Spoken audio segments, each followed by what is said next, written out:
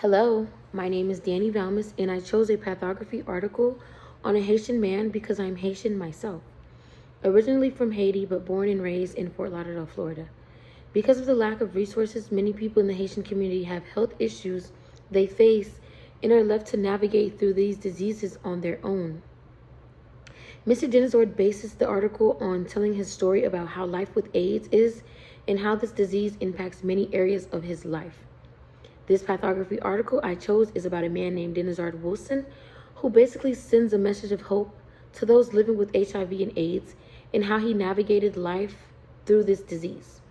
I began to title the article Courage and Commitment as a message of hope from Mr. Denizard Wilson, encouraging those with chronic illnesses and other diseases that life is not over yet, but instead there's a new life to come based on how you choose to live your life.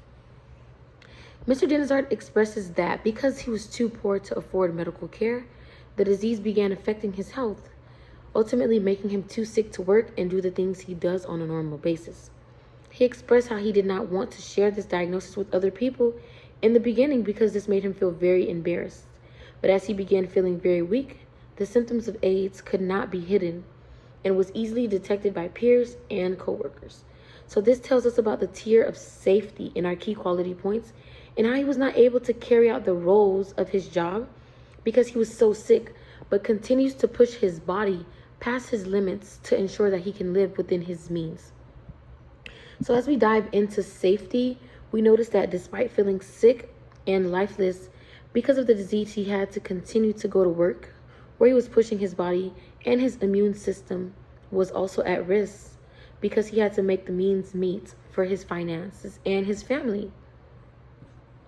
Next, he tells his story about interactions that he has had with lay people in the Haitian community and how they lack knowledge about this disorder and how he finally decides to stand up for people who are infected by this disease by telling an individual on the bus who was talking poorly of this disease how it is easily contracted than people think it is because of the lack of knowledge.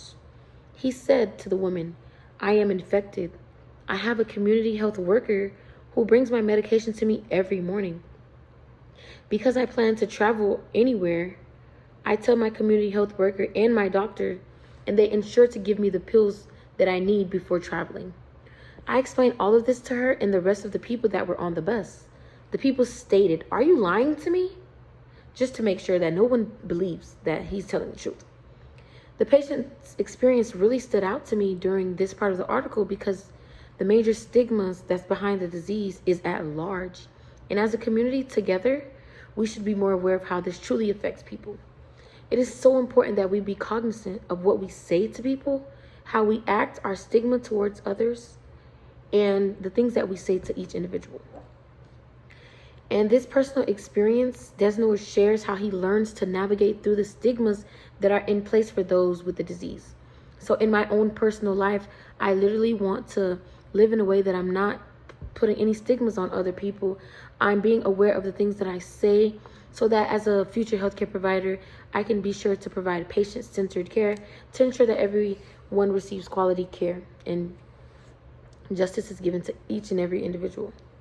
Next, he states that he also had health insurance, but it was not enough to cover his medical expenses because the cost of medication for this illness was significantly high. Because of all the times he had to go into the hospital, because he wasn't feeling well, he states explicitly, "I started getting weak.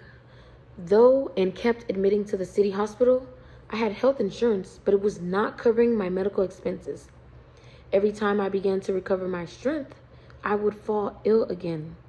We recognize healthcare quality as a very important part in the health domain. So healthcare quality is shown in this statement because although Mr. Desnoe had health insurance, he still could not cover the cost in order to receive good care, which is one of the most important things that we want to ensure as healthcare providers. We want to make sure that each patient receives holistic care. If a patient doesn't have the financial means, they should still be able to receive the same great quality care that every single person is able to receive. So as we dive into healthcare quality, we want to make sure that everyone receives quality care, and financial burdens should not be a worry in this situation. Mr. Desnord continues to speak about how he met the Health Association, Haitian AIDS Association, and from there he began to receive more care in hospitals, and then he began to share his story with other people who may have been experiencing this with him. So we see by using Mr. Desnord Wilson's case that patient-centered care is very important, and there's life to come. There's more life to come, even with chronic illnesses, with diseases, and this really made me want to care for others in a way that I would want myself to be cared for. Thank you all for listening.